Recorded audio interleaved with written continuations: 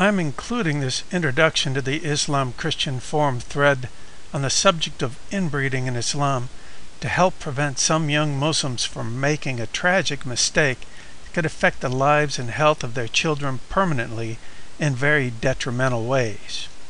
We can go to the Islam General section, and this thread presently resides on page 2, Saudi healthcare officials.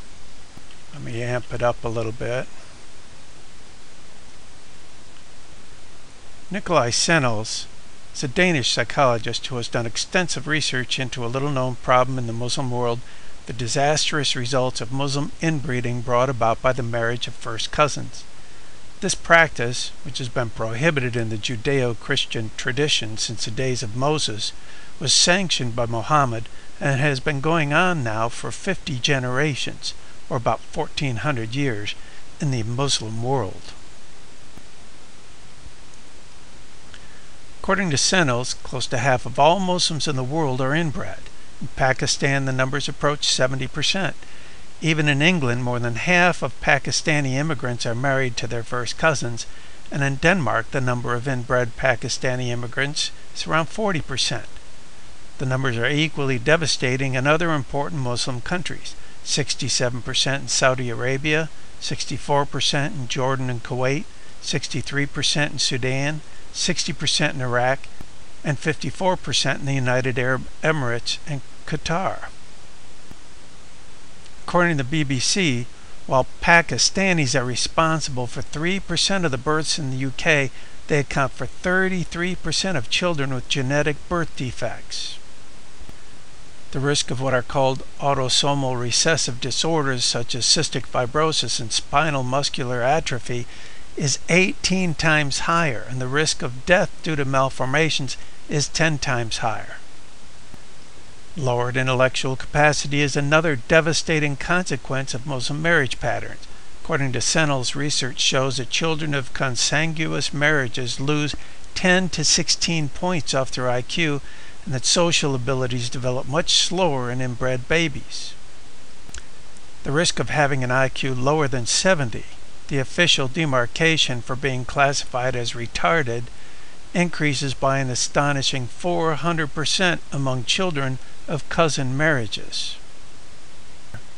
Sennels says that the ability to enjoy and produce knowledge and abstract thinking is simply lower in the Islamic world. He points out that the Arab world translates just 330 books every year, about 20% of what Greece alone does.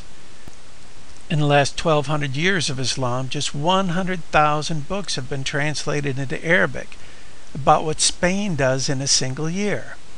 7 out of 10 Turks have never even read a book. Sennels points out the difficulties this creates for Muslims seeking to succeed in the West.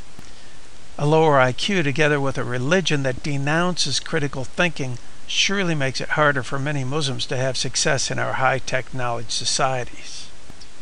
Only 9 Muslims have ever won the Nobel Prize, and 5 of those were for the Peace Prize.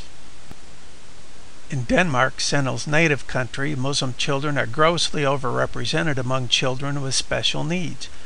1/3 of the budget for Danish schools is consumed by special education, and anywhere from 51 to 70% of retarded children with physical handicaps in Copenhagen have an immigrant background. Learning ability is severely affected as well. Studies indicated that 64% of school children with Arabic parents are still illiterate after 10 years in the Danish school system.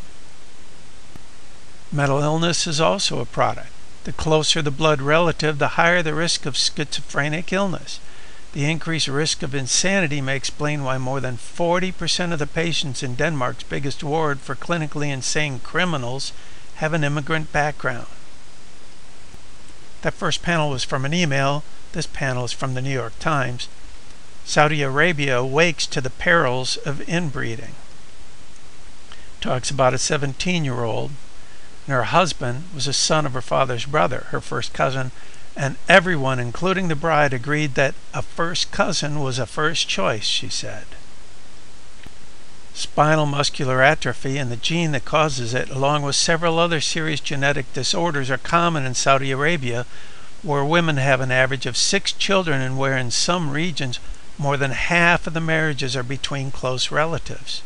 Across the Arab world today, an average of 45% of married couples are related, according to Dr. Nadia Sataka, pediatrician and senior consultant for the Genetics Research Center at King Faisal Specialist Hospital in Riyadh. In some parts of Saudi Arabia, particularly in the south, the rate of marriage among blood relatives ranges from 55 to 70%, among the highest rates in the world, according to the Saudi government. Inbreeding will always be Islamic because Muhammad licensed it. O Prophet, we have made lawful to thee daughters of thy paternal uncles and aunts and daughters of thy maternal uncles and aunts.